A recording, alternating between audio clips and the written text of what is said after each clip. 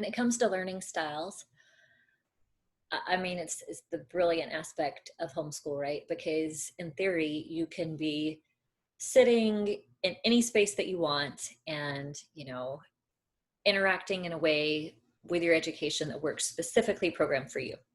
But when you're in a group setting like we are, because we have a big pile of kids, it's not true that everybody can just do whatever they want. And I don't think that that would be a really healthy thing to exemplify, since that doesn't work in the real world anyway.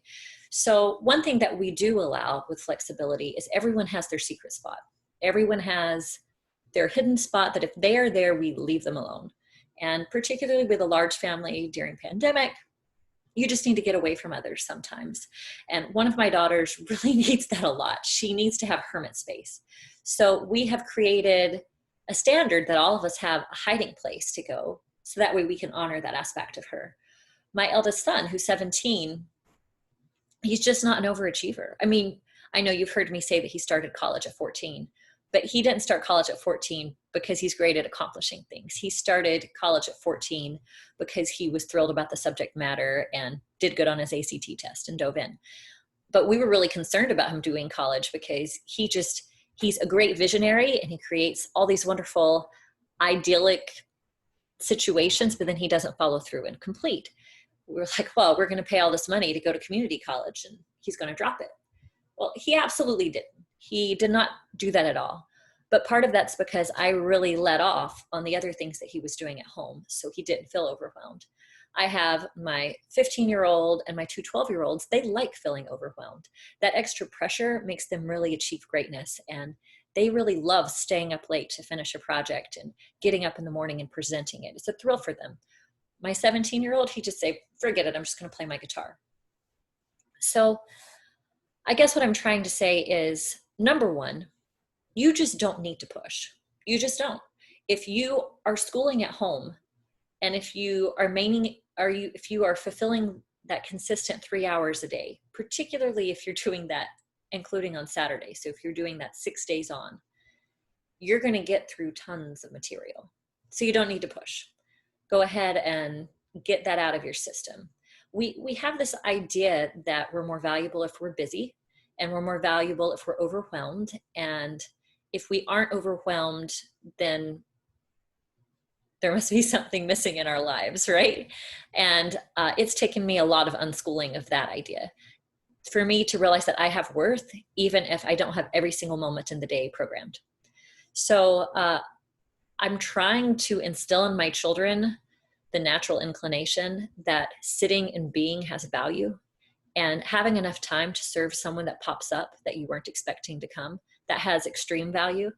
You become known really quickly that you're a family that's always around, that there's someone that's home, and people that don't even know you recognize that there's so many people in your house that you can be leaned on if an emergency strikes. And even in our brand new neighborhood where we don't know anyone, because we just moved down here during the pandemic, people have already shown up and said, oh, could I have help with jump starting this car? And I have to make this emergency run to the grocery store. Can you help me with my dog? It just happens because people know you're present. I want my kids to know that they have time for others, period. I really don't care if you're a neuroscientist, if you can't be a decent human. It's no benefit to humanity overall if you're a jackass. So I do not overschedule my children. I think a lot of the conversations of learning styles has to do with pressure and stress and how the student responds to that stress. Another thing to talk about, though, is some kids are incredibly oral learners and some are very vocal learners. And that is a thrill about homeschool, because as we are all contributing when we are designing the classes that we take, we get to focus on the things that thrive for each of us. So for me personally, I am a learner that gets things if I write them down.